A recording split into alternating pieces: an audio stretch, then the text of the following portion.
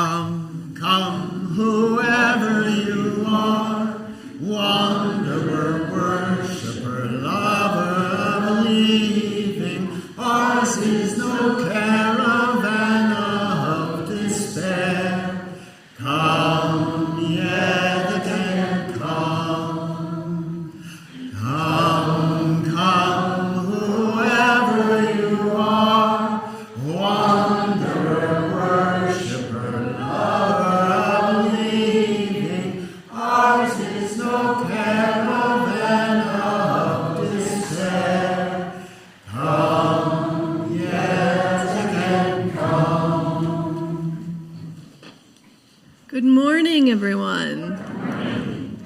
Let's hear it for John Major, who's providing our music this morning.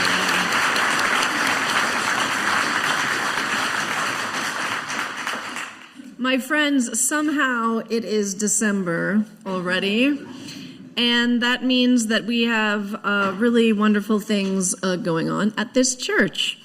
Today, for one, I'm excited that the Share the Plates program continues. It's a beloved program of our social justice team. Today, a little bit later, you're going to hear from Randall Carlisle, who's going to tell us all about today's organization that we will be donating half of our plate collection to, Odyssey House. After the service today is the tree trimming party. Hooray! We will trim the tree. We will decorate the sanctuary. We will make it so beautiful that no one will even notice the peeling ceiling, which we are taking care of. I assure you, it is being taken care of. It's all good and fine. Once again, this year, we are partnering with our sister congregation in West Valley, Scilly, San Esteban Episcopal Church. They have asked us for some financial support to help some of their congregants have the most robust holiday season possible. Some people who might be struggling to provide the beautiful holiday season that we all want them to have. So we are going to be asking for donations for them. All donations for San Esteban should be in by December 10th. You can support two ways. You can go to our website's donation page on just slcuu.org. Just look for Give to San Esteban donation. Or you can mail a check, old school style, to this physical building. Just please write San Esteban in the memo line. Solstice is coming up on the solstice of all days. That is December 21st. And it is a fabulous party, so I hear. It includes things like a labyrinth, a fire pit, a mulled cider that may or may not have alcohol in it, and a drum circle. All wonderful things, and we need your help to make it as wonderful as it possibly can be. So if you're interested in helping with any of these things, the labyrinth or the fire pit or food, just contact Amanda Esco at dre@slcuu.org. Finally, this Thursday, December 7th, from 6 to 8 p.m. is our monthly jam/sing-along. To register for that, just register with Lori at monthlyjam@slcuu.org. All right, so because it is the first Sunday of December, it is also the first Sunday of the Advent season, which means we are going to be lighting that wonderful Advent wreath over there in pink and purple, the gayest colors that exist. And I can say that I have a gay friend.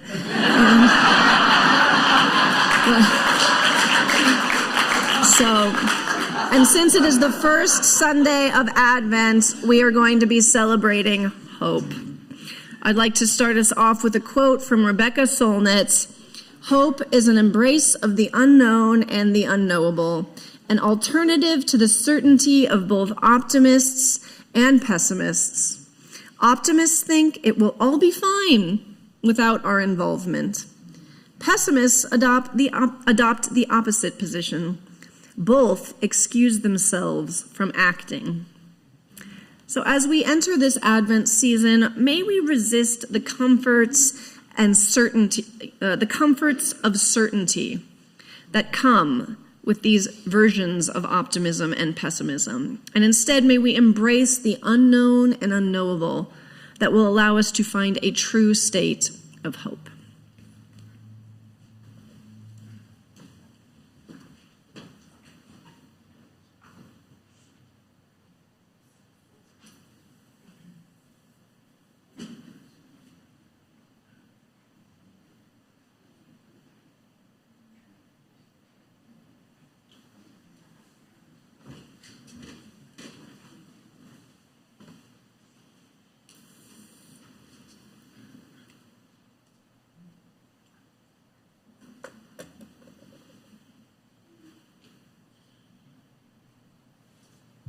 It's hymn 346. Come sing a song with me, but most of you already know it.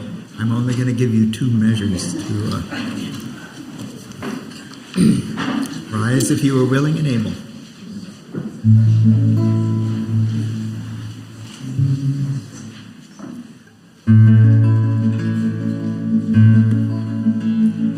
Come sing a song with me. Come sing a song with me. Come sing a song with me, that I might know you're mine. And I'll bring you home when hope is hard to find. And I'll bring a song of love and a rose in the winter time. Come dream a dream with me. Come dream a dream with me. Come dream a dream with me, that I might know you're mine. And I'll bring you home when hope is hard to find. And I'll bring a song of love and a rose in the winter time. Come walk in rain with me. Come rock in rain with me. Come rock in rain with me, that I might know you're mine. And I'll bring you home when hope is hard to find. And I'll bring a song of love and a rose in the winter time. Come share a rose with me. Come share a rose with me. Come share a rose with me, that I might know you're mine. And I'll bring you home when hope is hard to find. And I'll bring a song of love and a rose in the winter time. It was nice. I'm happy to welcome up today's lay minister, Lissa Lander.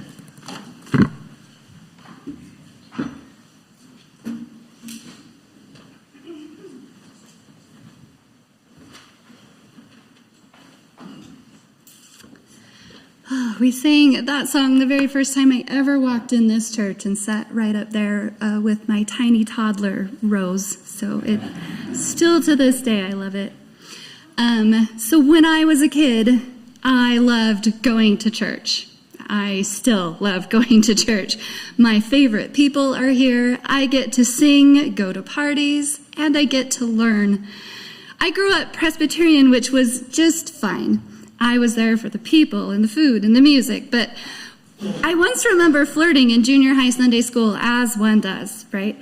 When suddenly my teacher's voice intruded on my giggling, I said, probably not waiting to be called on, "Wait, did you just say I'm supposed to bravely raise my hand in biology class and say, but what about creation?"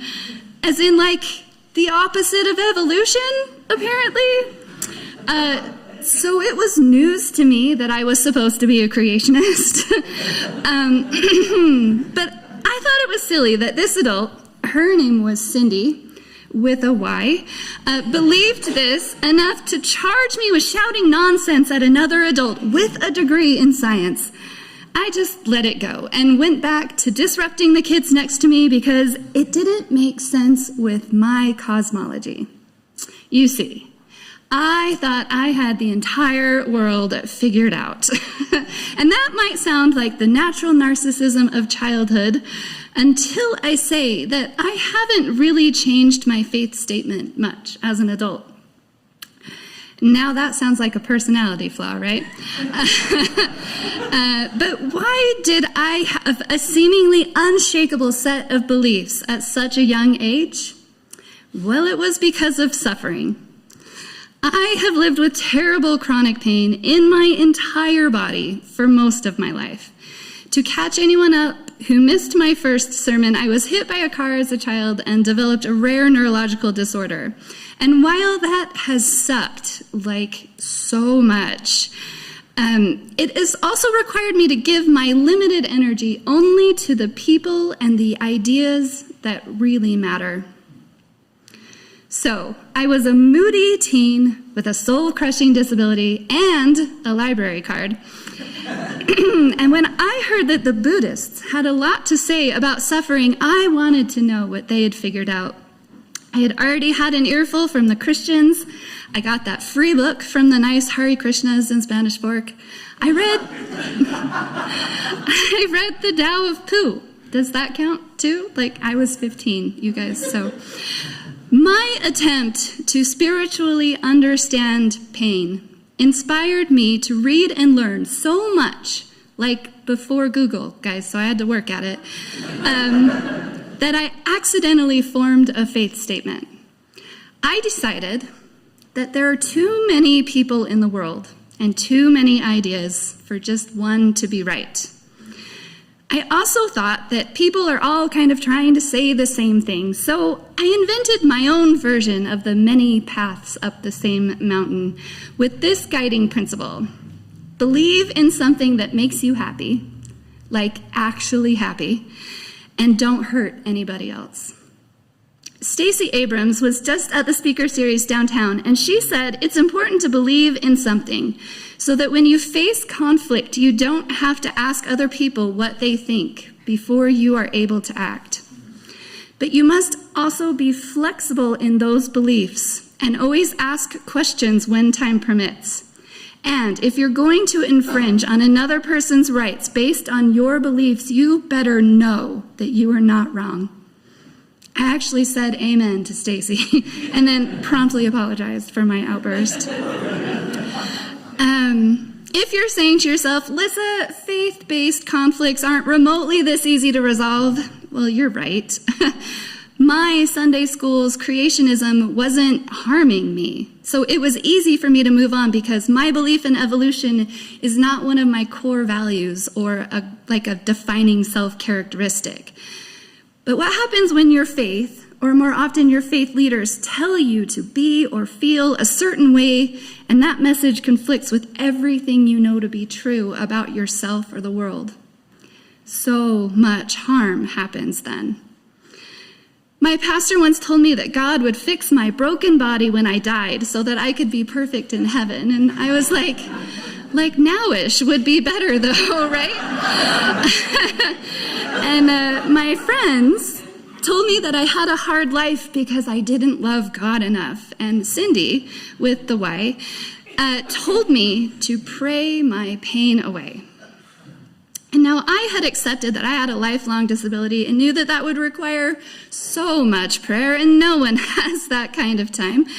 And since I had already been in a low-stakes conflict with her and knew that Cindy's beliefs didn't always align with mine, it was that much easier to choose myself, to preserve my own sanity over her self-imposed authority. Whatever God was, I knew it wouldn't punish or test a child. Sometimes bad things just happen. So I left that church, mostly because of chaos in every other part of my life. I missed my friends, the singing, the food, but at least I didn't miss learning there because I still had that faith in myself and a library card. And I'm grateful for it, but like I said, that faith came from suffering. It grew every time I stood up for myself when doctors said I was lying for attention.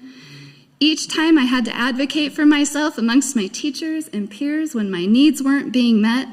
And that time I stood up to my faith community when their simple ideas were in conflict with my truth. I was able to act in the face of that conflict because I knew what I believed. Build happiness. Don't hurt anybody.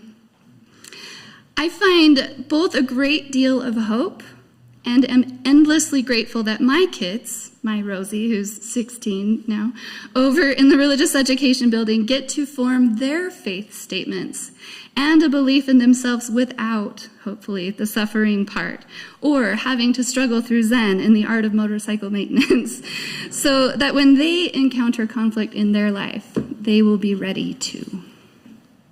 Thank you.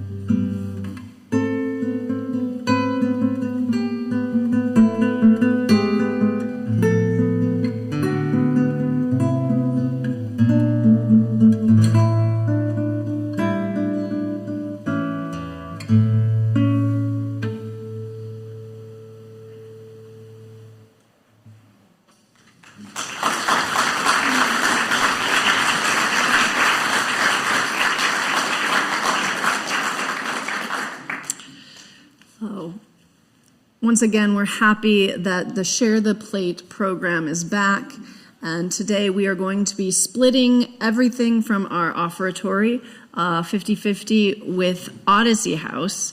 And here to tell you much more eloquently about this wonderful nonprofit that helps get people accessible health care is Randall Carlisle.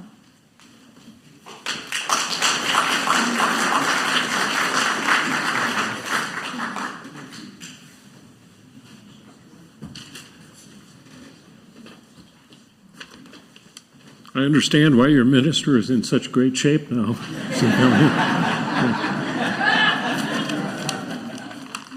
What a friendly congregation. I've got to tell you, it was a little, I've never spoken in church before, and after the first service, I met so many wonderful people in your social hall. So I really want to thank you on behalf of Odyssey House for the Social Justice Committee inviting me to speak here, and your entire church as well. And when I was invited, I thought it would be interesting to, we throw the word social justice around a lot, and I looked for a simple explanation to see how your views coincided with Odyssey's views, and the simplest definition I found was fair treatment for all people in a society, which I think is a pretty good definition. And I was happy to learn that that's exactly what Odyssey House believes in. We believe that everyone deserves access to substance use and mental health treatment services regardless of their ability to pay, because that's really a stumbling block for a lot of people. And I can tell you that most clients that we have at Odyssey House are on Medicaid, and that's something that many of the for-profit treatment centers will not accept if you're not covered by Medicaid. And services for Salt Lake County residents who don't qualify for Medicaid can be totally free. at Odyssey House, and we handed out over $4 million in scholarship money last year, and that's pretty significant. Quick overview of Odyssey House. I think a lot of people aren't aware how large we are. We're the largest behavioral health treatment center in the state of Utah. We have, I know you've seen some places that have Odyssey signs on, but we have 23 locations with 27 different programs. We served 11,000 clients last year, and we're happy to say that 93% of our funding goes to direct client care. So just a few programs, so I don't take too much time away from your important service. Our specific programs dealing with substance use, we have residential and outpatient care for teens 12 through 18 and adults of any age, even people older than me are in our program. One program I love is our Mothers and Fathers with Children program. And it's basically when a child is being taken away from an adult parent because of what the parent was doing, we have a temporary arrangement where the child comes back and lives with the parent while the parent goes through treatment, and the child goes to our child services unit and deals with the child trauma specialist. And the whole goal of that is reunifying the family, and it works very well. Statistics compiled by Salt Lake County Behavioral Health show, and I'm proud of this, that Odyssey House has the highest success rate of any nonprofit provider. So that's substance use. Mental health, which we put a great emphasis on, as you well know, you read stories every day about how many people need mental health services and how they're not getting enough.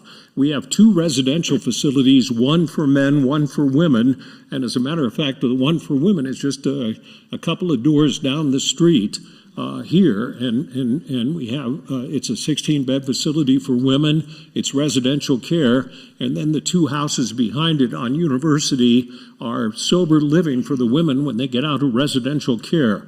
We have a FACT team, which deals with people with pretty severe mental issues who are dealing with the criminal justice program but living on their own. So our case managers and social workers visit them 2 to 4 times a week to make sure that they're on their meds and ensure that they're making their court dates. We have 2 boarding homes for people with what we call severe and persistent mental illness. And these are people that back in my day would have been at the state hospital down in Provo. And now they're out on their own in a boarding home kind of situation that we supervise and provide meds and 3 meals a day for them. And then we also have, and this is just relatively new, a school-based therapy program in all 4 of the major school districts in Salt Lake County. And basically, how that works is if a school guidance counselor decides a child needs more help than the guidance counselor can give, they refer them to one of our therapists, and then our therapists arrange meetings with the child in school along with their parents. We also have a criminal justice program that deals with inmates at the Salt Lake County Jail. We call it CATS, and we have supervision of 4 pods where 3 for men, 1 for women, and it's basically a substance use treatment program that runs for 3 months while they're incarcerated, and it shows it has really lowered the recidivism rate for the people who go through it. We also provide medical care. We have a clinic called Martindale, and the clinic provides free or low-cost care to anyone. You don't have to have a substance use issue or anything like that. One example is an awful lot of people with substance use issues have hepatitis C because they've been using dirty needles. Now, thank goodness, there's a cure for hepatitis C, but it's a very expensive series of shots, and our Martindale Clinic provides that for free for anybody who comes in. We also have sober living facilities for over 300 people, which is sort of a step down when you get out of residential care before living on your own, and there's some supervision, but not a lot, just to help people make that transition. We also have family support weekly meetings for families dealing with addicted loved ones. And what a lot of people don't realize, I don't know if any of you have any addicted loved ones, but it's really disruptive to the whole family. And the goal of our family support program is not dealing with the person who has the substance use issue, it's dealing with the family, so the family doesn't become addicted to the addict, if that makes sense, because it occupies a lot of time with families, and we're trying to get families to be happy regardless of the situation that they're dealing with. And as I said at the beginning, we provide these services for everyone regardless of their ability to pay, and we have been doing it for 52 years now, so we've been around for a while. So I was happy to say when we were invited here, when it comes to social justice, we practice it every day, as does your church, and I applaud you for that.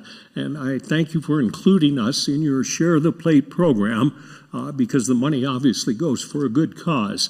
We have cards explaining our services more in depth than I could out in your social hall.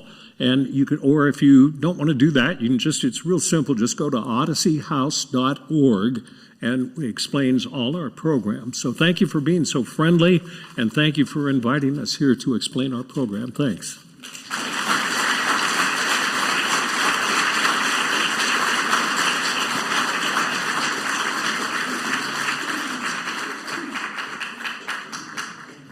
Thank you, Randall. Once again, half of everything in the plate today will go directly to Odyssey House, and you heard some of the wonderful programs that they provide. It is a shame and a travesty in this country, the lack of accessibility to health care, specifically mental health care, addiction recovery services. But Odyssey House is picking up some of that slack, and so you can help them today. The offering will now be gratefully received.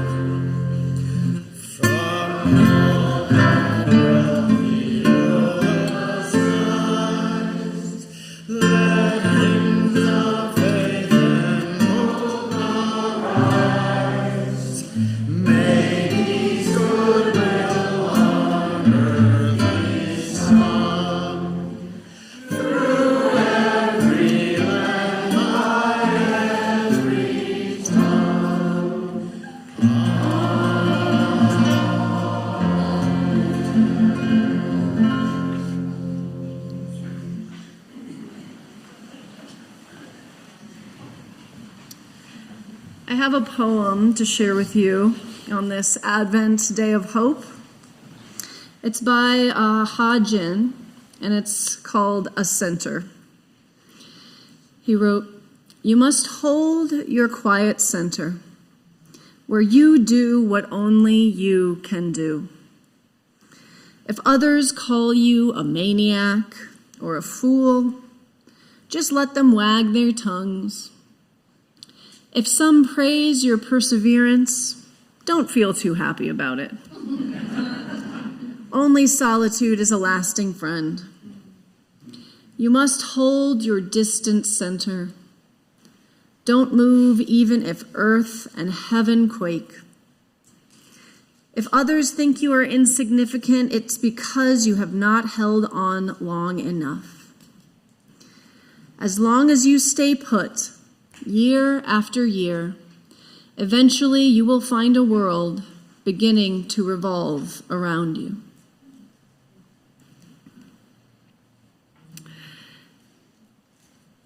One cold morning in Boston, my wife and I sat at our kitchen table with her phone on speaker between us. The doctor's office hold recording told us again to wash our hands and to report if we had a fever or a cough. I stared at the dozen roses my wife had bought me on our last frantic grocery trip. In the pastel morning light of our kitchen, heavy with fear, she saw me locked in on them. When I felt her gaze and looked at her, she smiled. It was 9 a.m. on Monday, March 16th, 2020, 3 days into our self-isolation, and we were waiting to talk to our fertility doctor about our plan. We had an appointment scheduled later that week to implant a frozen embryo into my wife's womb. The doctor had given us a fuzzy picture of the embryo, a grainy black and white blow-up of a near microscopic clump of multiplying cells with a surprisingly metal name, a blastocyst. So cool. We had placed the photo behind a crocheted doll of a naked David Bowie from The Man Who Fell to Earth, our improvised fertility deity. In the mornings, we would hold hands and rub David Bowie's soft yarn belly and hope that that blastocyst would grow into our first child. This ritual might sound odd, but after 3 years in divinity school, I knew that nothing could be more human. The phone clicked, and I heard the voice of our doctor. It was the same soft and steady voice that had reassured me through the in vitro fertilization process for nearly a year. The ordeal required me to inject myself daily with colossal doses of hormones so that my eggs could be harvested. This was the stuff of nightmares for me, as I can barely handle the customary amount of estrogen my ovaries tend to accost me with every month. For weeks, I had to budget at least an hour or two per day just to sobbing on my bed. The doctor's office assured me that this meant that the drugs were working. That morning, that doctor's voice was soft and steady as always. "I'm calling about your frozen embryo transfer," she said. "Unfortunately, we're going to have to cancel this cycle. We're going to be closing down for the rest of the month because of the virus." It was early enough in the shock of the pandemic in the US that I felt surprised. When we looked at each other, I saw my wife realize I wouldn't be able to speak without my voice breaking. So she took the lead and asked the doctor when we could reschedule. The doctor wasn't sure. She suggested we called back in April, but then she said she didn't think they'd be open in April either. It could be months, it could be much longer. We thanked her, we hung up, and then we were alone at the kitchen table. We took turns crying. She went first, and later she would sit with me as I resumed my familiar place sobbing on the bed. I pictured our blastocyst waiting in the freezer indefinitely for the chance to try to become a person in the middle of a plague. What an unfair beginning. All summer, while the virus raged across the earth, the American streets erupted with 400 years of racist oppression, and the West Coast literally burned. I kept writing different variations of this line in random notebooks. "You are frozen. The world is on fire." I knew it was cheesy, but part of me thought I'd use it in a song or something. The kind you write because you have to, not because you think it's going to be good. I tried to imagine a future for this not yet baby. A loving home where we are all healthy and safe. A country where all people are valued, respected, and supported. A planet we nourish and sustain that nourishes and sustains us in return. A world where our child can touch the people he loves. Now, I've talked before about light and darkness not fitting into the positive, negative, good, evil binaries that many of us like to tack onto them. On solstice, we'll explore that idea even more, as the winter solstice epitomizes in many ways the gestative, pensive, healing, regenerative aspects of darkness. But fire is one of those lights that makes its ambivalence very clear. Fire destroys, fire burns. The world is on fire, we say, when all seems lost, when hope is hard to find. But in this season, the image of a candle in the darkest month symbolizes hope, both on the Jewish holiday of Hanukkah and in the Christmas tradition of the Advent. For Hanukkah, the legend of the lamp that burned for 8 days on one day's oil after the Maccabees reclaimed the temple is a reminder to keep the flame of the Jewish religion and culture alive in an uncertain, often dangerous world. While the Advent candles for Christians anticipate Christmas, and also, as an extension, the coming of Jesus. They represent keeping the flame of hope alive, and that one day, maybe in the distant future, the world will be right and well. I think we need these candles more than ever. The world I've seen in the past few years has been short on hope. Lately, hopelessness has seemed to become fashionable. And I think that's partially by design, because if we are hopeless, we buy more stuff. But I was struck recently by articles about the declining birth rate in the U.S. Over and over, they quoted younger adults saying they won't have children because of the uncertainty of climate change or political strife. And I've heard these reasons echoed from contemporaries in real life as well.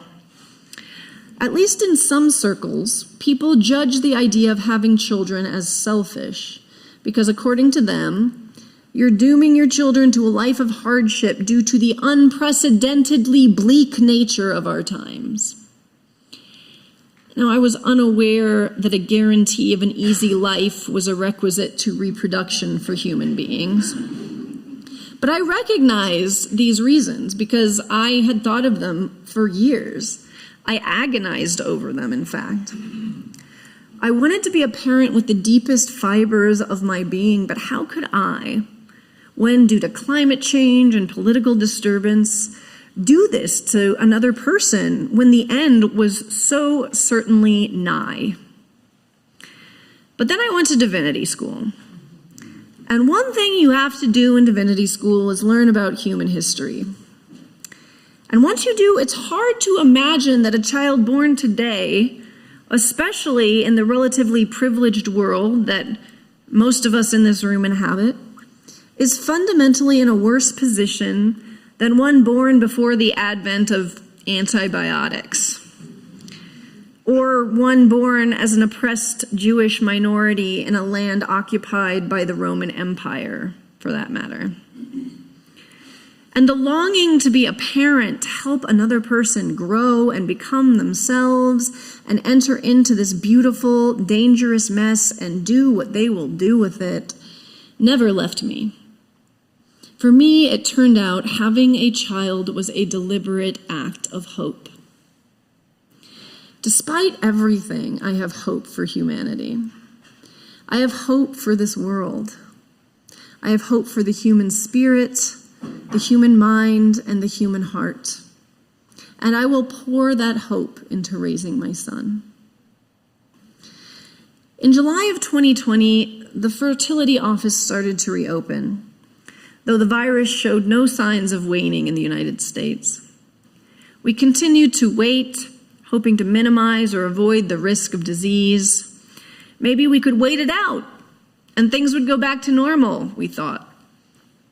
But by the time the New England leaves began to yellow in the autumn chill, it was clear that if we waited for the pandemic to be over, to give our embryo a chance to become human, we could go on waiting for years.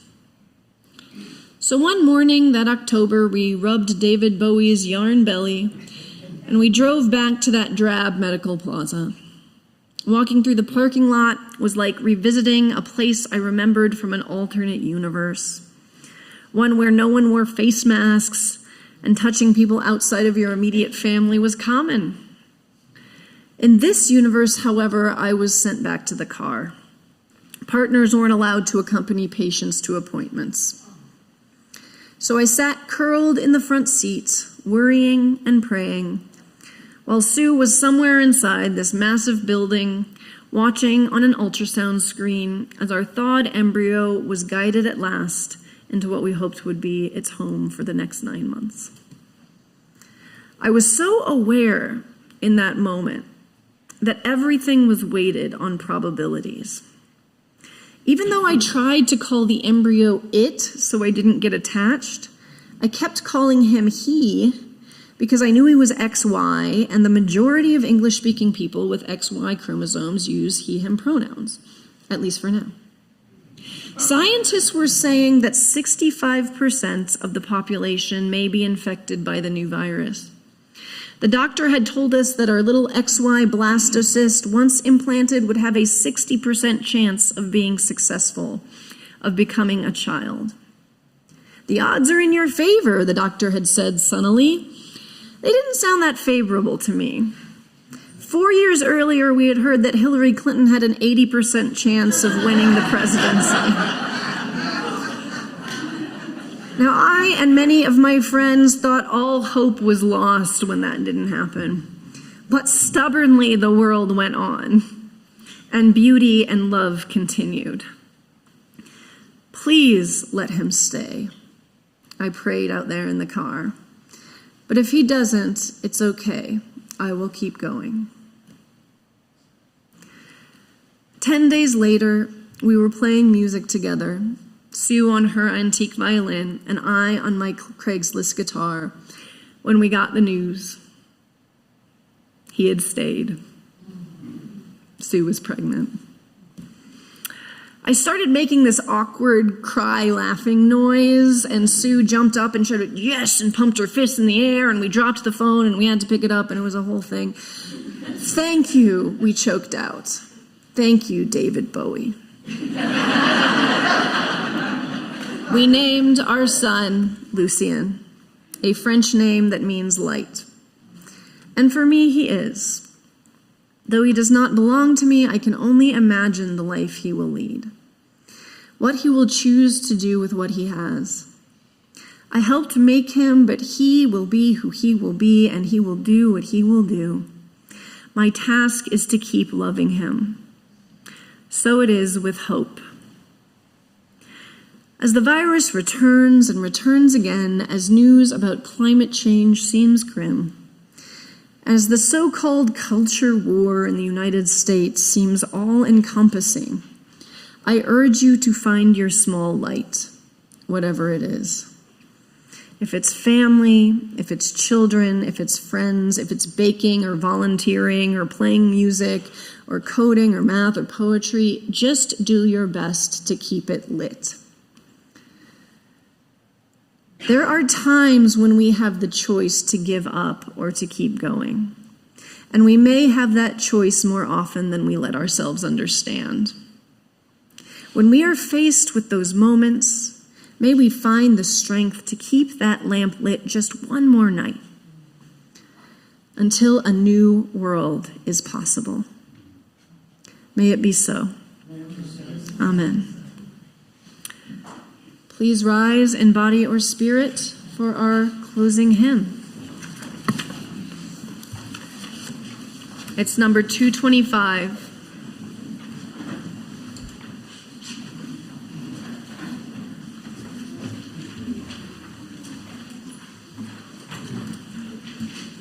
Let's just do the first two verses to get you out on time.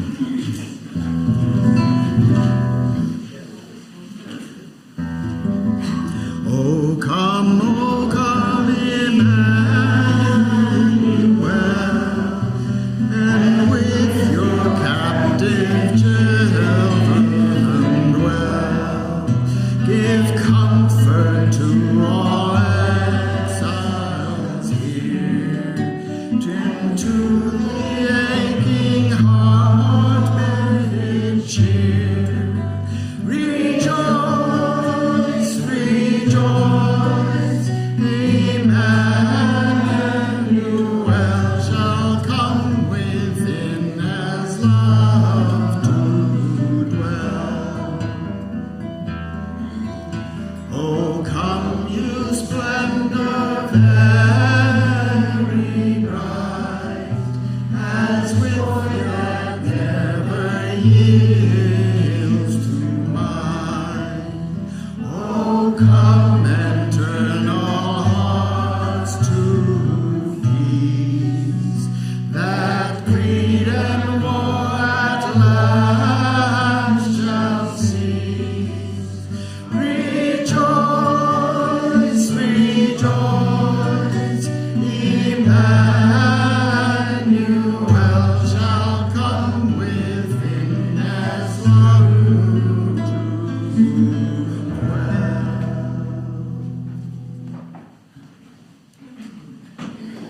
Let's hear it for John Major on guitar.